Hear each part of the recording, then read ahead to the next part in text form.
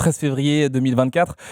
Kylian Mbappé dit à son président qu'il va s'en aller au campus PSG. Ça fait plusieurs mois, plusieurs semaines que le président veut vraiment savoir la décision, veut connaître la décision de Kylian Mbappé. Date qui n'est pas anodine puisque tu l'as dit, le lendemain, le Paris Saint-Germain va jouer contre la Real Sociedad en Ligue des Champions. Et donc c'est vrai que Nasser Al-Khelaifi, il est très énervé, notamment parce que il a l'impression qu'on l'a fait tourner en bourrique et que au fond, Kylian Mbappé et son entourage avaient pris la décision depuis déjà de longs mois. Donc il le fait sentir à Kylian Mbappé qu'il est vraiment très très énervé.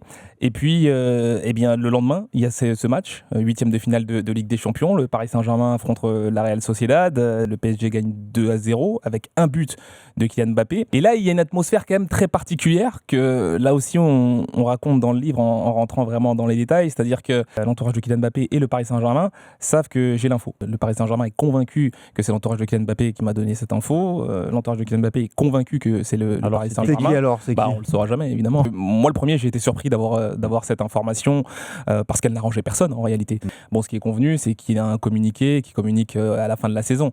Là, ils sont un peu pris de court dans leur communication puisque l'info va sortir le lendemain de ce match Real Sociedad Paris Saint-Germain. Et ensuite, c'est la croisade médiatique entre les deux camps. On se rejette la faute. Et c'est aussi pour ça qu'on parle de l'enfer dans ce livre, parce qu'il n'est pas question évidemment de résultats sportifs, puisque le Paris Saint-Germain rafle tout, notamment en Ligue 1 depuis que les Qataris sont arrivés. Mais c'est expliquer vraiment cette tension qu'il y avait à cette époque.